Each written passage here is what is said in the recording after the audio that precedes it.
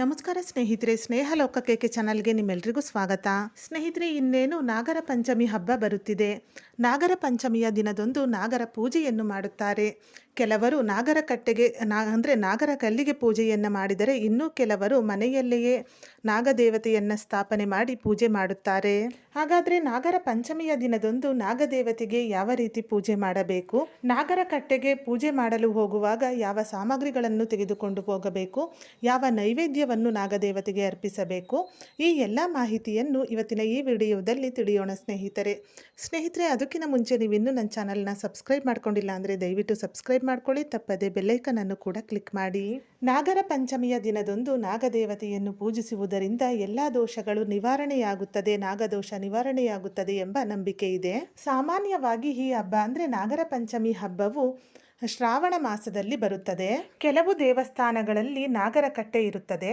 ನಾಗರ ಕಟ್ಟೆಗೆ ಪೂಜೆ ಮಾಡಲು ಹೋಗುವವರು ಎಲ್ಲ ಸಾಮಗ್ರಿಗಳನ್ನು ಮನೆಯಲ್ಲೇ ಹೊಂದಿಸಿಟ್ಕೊಂಡು ಹೋಗಬೇಕು. ಮೊದಲಿಗೆ ಪೂಜೆಗೆ ಬೇಕಾಗಿರುವ ಸಾಮಗ್ರಿಗಳನ್ನು ನೋಡೋಣ, ನಂತರ ಪೂಜಾ ವಿಧಾನವನ್ನು ತಿಳಿಯೋಣ. ಪೂಜೆಗೆ ಬೇಕಾಗಿರುವ ಸಾಮಗ್ರಿಗಳು ಎಂದರೆ ಮೊದಲಿಗೆ ಅರಿಶಿನ, ಕುಂಕುಮ, ವಿಳೆದೆಲೆ, ಅಡಿಕೆ, ಅಗರಬತ್ತಿ, ಹಾಗೆ ಕರ್ಪೂರ, ತುಪ್ಪದ ಬತ್ತಿ, ದೀಪಕ್ಕೆ ಹಾಕಲು ಎಣ್ಣೆ ಅಥವಾ ತುಪ್ಪ, ದೀಪ, ಮಣ್ಣಿನ ದೀಪ ಅಲ್ಲೇ ಇದ್ದರೆ ನೀವು ಆ ದೀಪಕ್ಕೆ ನೀವು ಎಣ್ಣೆಯನ್ನು ಹಾಕಿ ಹಚ್ಚಬಹುದು. ಇಲ್ಲಾಂದರೆ ನೀವು ಮನೆಯಿಂದನೇ ತೆಗೆದುಕೊಂಡೋಗಿ ಹಚ್ಚಿದ್ರೂ ತುಂಬ ಒಳ್ಳೆಯದು. ಮನೆಯಿಂದನೇ 2 ಮಣ್ಣಿನ ದೀಪವನ್ನು ತೆಗೆದುಕೊಂಡೋಗಿ ಅಲ್ಲೂ ಕೂಡ ನೀವು ಹಚ್ಬೋದು.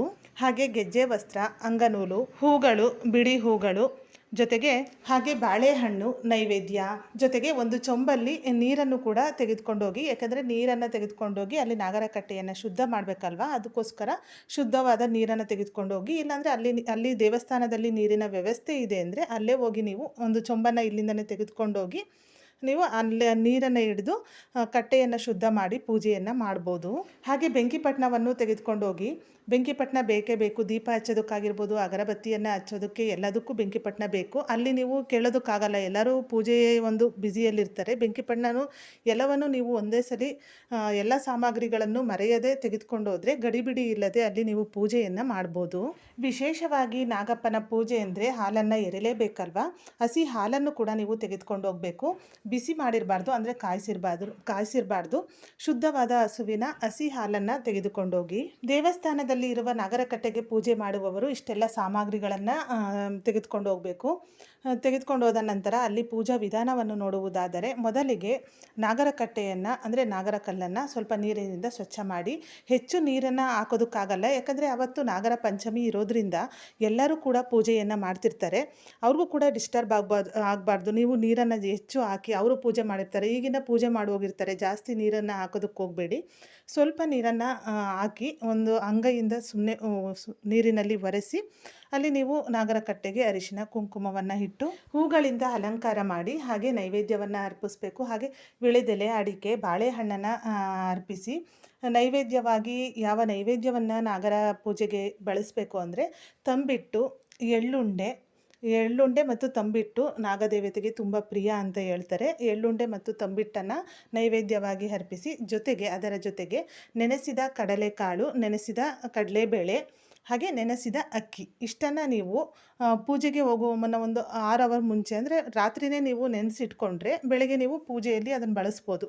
ರಾತ್ರಿಯೇ ಕಡಲೆಕಾಳು, ಕಡಲೆಬೇಳೆ ಹಾಗೆ ಅಕ್ಕಿ ಸ್ವಲ್ಪನೇ ಎಲ್ಲ ಮೂರನ್ನು ಸ್ವಲ್ಪ ಹಾಕಿ ಜೊತೆಗೆ ನೆನೆಸಿ ನೀವು ಅದನ್ನು ಕೂಡ ನೀವು ನೈವೇದ್ಯಕ್ಕೆ ಇಟ್ಟಿರ್ತೀರಲ್ಲ, ವಿಳೆದೆಲೆ, ಅಡಿಕೆ, ಬಾಳೆಹಣ್ಣನ್ನು ಇಟ್ಟಿರ್ತೀರಲ್ಲ, ಅದರಲ್ಲಿ ನೀವು ಇದನ್ನು ಕೂಡ ಸೇರಿಸಿ ನೈವೇದ್ಯವಾಗಿ ಅರ್ಪಣೆ ಮಾಡಬೇಕು. ಅದ್ರ ಜೊತೆಗೆ ಎಳ್ಳುಂಡೆ ಮತ್ತು ತಂಬಿಟ್ಟು ಇಷ್ಟನ್ನು ನೀವು ನೈವೇದ್ಯವಾಗಿ ಅರ್ಪಿಸಿ, ಹಾಗೆ ಗೆಜ್ಜೆ ವಸ್ತ್ರವನ್ನು ಹಾಕಬೇಕು. ಗೆಜ್ಜೆ ವಸ್ತ್ರವನ್ನು ಹಾಕಿ ಅಂಗನೂಲನ್ನು ತೆಗೆದುಕೊಂಡು ಹೋಗಿರ್ತೀರಲ್ಲ, ಆ ಅಂಗನೂಲನ್ನು ಮೂರು ಸುತ್ತು ಅಂಗನೂಲನ್ನು ಇಟ್ಕೊಂಡು 3 ಸುತ್ತು ಆ ನಾಗರ ಕಲ್ಲಿಗೆ ಅಂದರೆ ನಾಗರ ಕಟ್ಟೆಗೆ 3 ಸುತ್ತೊರೆದು 3 ಎಳೆಯ ದಾರವಾಗಿ ನಾಗರ ಕಲ್ಲಿಗೆ ಅರ್ಪಣೆ ಮಾಡಬೇಕು.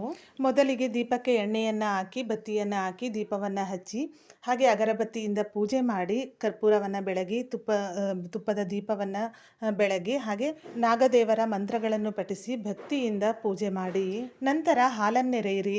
ಅಂದರೆ ಹಸಿ ಹಾಲನ್ನು ನೀವು ಮನೆಯಿಂದ ತೆಗೆದುಕೊಂಡು ಹೋಗಿರ್ತೀರಲ್ಲ, ಆ ಹಾಲನ್ನು 3 ಬಾರಿ ನಾಗರ ಕಲ್ಲಿನ ಮೇಲೆ ಸುರಿಯಿರಿ. ಅಂದರೆ 3 ಬಾರಿ ಹಾಲನ್ನೆರೆದು ನಾಗದೇವತೆಯಲ್ಲಿ ಪ್ರಾರ್ಥನೆ ಮಾಡಿಕೊಂಡು ಎಲ್ಲ ದೋಷಗಳು ನಿವಾರಣೆ ಆಗಲಿ ಅಂತ ಹೇಳಿ ಪ್ರಾರ್ಥನೆ ಮಾಡಿಕೊಳ್ಳಿ. ಪೂಜೆ ಎಲ್ಲ ಮುಗಿದ ಬಳಿಕ ಅಲ್ಲಿ ಪೂಜೆ ಮಾಡಲು ಬಂದಿರ್ತಾರಲ್ಲ ಮುತ್ತೈದೆಯರು, ಅವರನ್ನು ಕರೆದು ಒಂದು 3 ಜನ ಆಗಿರ್ಬೋದು, 5 ಜನ ಈ ರೀತಿ ಕರೆದು ಅವ್ರಿಗೂ ಕೂಡ ಅರಿಶಿನ ಕುಂಕುಮ ಹೂವನ್ನು ಕೊಡಿ. ಹಾಗೆ ತಾಂಬೂಲವನ್ನು ಕೊಡಿ. ತಾಂಬೂಲ ಅಂದರೆ ವಿಳೆದೆಲೆ, ಅಡಿಕೆ, ಬಾಳೆಹಣ್ಣು ಇಷ್ಟಿರಲೇಬೇಕು. ಇಷ್ಟು ಮೇಲ್ಪಟ್ಟು ನಿಮಗೆ ಕೈಲಾದರೆ ಬ್ಲೌಸ್ ಪೀಸು ಈ ರೀತಿ ಇಟ್ಟು ಕೂಡ ಕೊಡ್ಬೋದು. ವಿಳೆದೆಲೆ, ಅಡಿಕೆ, ಬಾಳೆಹಣ್ಣು ಇಷ್ಟನ್ನು ನೀವು ತಾಂಬೂಲವಾಗಿ ಕೊಡಬೇಕು. ನಂತರ ಪೂಜೆಗೆ ಇಟ್ಟಿರ್ತೀರಲ್ಲ, ನೀವು ನೈವೇದ್ಯವಾಗಿ ನಾಗದೇವತೆಗೆ ಅರ್ಪಿಸಿರ್ತಾರಲ್ಲ, ಆ ನೈವೇದ್ಯವನ್ನು ಅದನ್ನು ನೀವು ಪ್ರಸಾದ ರೀತಿಯಲ್ಲಿ ನೀವು ಕೂಡ ಸೇವನೆ ಮಾಡ್ಬೋದು. ಈ ರೀತಿಯಾಗಿ ನಾಗರ ಪಂಚಮಿಯ ದಿನ ನಾಗರ ಕಟ್ಟೆಗೆ ಪೂಜೆಯನ್ನು ಮಾಡಬೇಕು. ಇನ್ನು ಕೆಲವರು ಮನೆಯಲ್ಲೇ ಸರಳವಾಗಿ ಪೂಜೆಯನ್ನು ಮಾಡ್ತಾರೆ. ಅಂದರೆ ನಾಗರ ವಿಗ್ರಹ ಇದ್ದರೆ, ಬೆಳ್ಳಿ ವಿಗ್ರಹ ಇದ್ದರೆ ಅದನ್ನು ಸ್ಥಾಪನೆ ಮಾಡಿ ಅದಕ್ಕೆ ಹಾಲನ್ನೆರೆದು ಅಭಿಷೇಕ ಮಾಡಿ ಹೂಗಳಿಂದ ಅಲಂಕಾರ ಮಾಡಿ ಅರಿಶಿನ ಕುಂಕುಮವನ್ನು ಅರ್ಪಿಸಿ ಅದಕ್ಕೂ ಕೂಡ ನೈವೇದ್ಯವನ್ನು ಅರ್ಪಿಸಿ. ನೀವೇ ಇಲ್ಲೇನು ನೈವೇದ್ಯ ಅರ್ಪಿಸಿರ್ತೀರೋ ಅದೇ ರೀತಿಯಾಗಿ ಮನೆಯಲ್ಲೂ ಕೂಡ ಎಳ್ಳುಂಡೆ, ತಂಬಿಟ್ಟು ಇಷ್ಟನ್ನು ನೆನೆಸಿದ ಕಡಲೆಕಾಳು, ಕಡಲೆಬೇಳೆ ಹಾಗೆ ಅಕ್ಕಿ ಇಷ್ಟನ್ನು ಅರ್ಪಣೆ ಮಾಡಿ ಪೂಜೆಯನ್ನು ಮಾಡ್ಬೋದು ನಾಗರ ವಿಗ್ರಹ ನಿಮ್ಮ ಮನೆಯಲ್ಲಿದ್ದರೆ.